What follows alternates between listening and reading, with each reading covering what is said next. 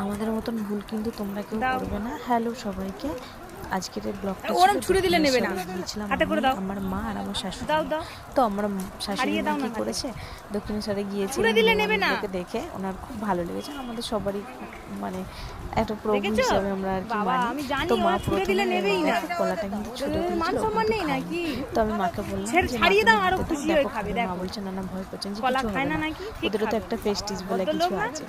আর আমি এটা ছোট থেকেই জানি, জানো তো, যে হনুমানকে কিন্তু ছুটে দিলে ওরা কোনোদিনই খাবে না তোমার হাতে। তো যাই হোক, কেড়ে নেবে না, কিছু দিতে হাতে করে দিলে তবে নিতে হয়। আর আমি সেটাই, আমার শাশুড়ি মা দেখো আস্তে আস্তে কিন্তু ওনার ভয় কেটে গেছে, উনি এবারে সবাইকে হাতে হাতে ছাড়িয়ে দিয়েছো, তাই দেখছে কুর্তাটা তো ওদেরকে দেখে ভয় পাচ্ছে। যাই হোক, আমরা খুব মজা করেছি তিনজনে, আমাদের খুব ভালো লেগেছে। আর সত্যি কথা বলতে মায়ের কাছে যাবো তো আনন্দেরই কথা, আমার খুব পছন্দ হয়েছে, মার কাছে আরেকবার যাবো। তো যাই হোক, এখানে কিন্তু বাচ্চা বাচ্চা অনেক হনুমান রয়েছে, পুচকু ছোট্ট ছোট্ট। আর এই যে ইনি মহারানী যিনি বসে আছে, ইনি তো সবার ডালা কেড়ে কেড়ে খেয়ে নিচ্ছে।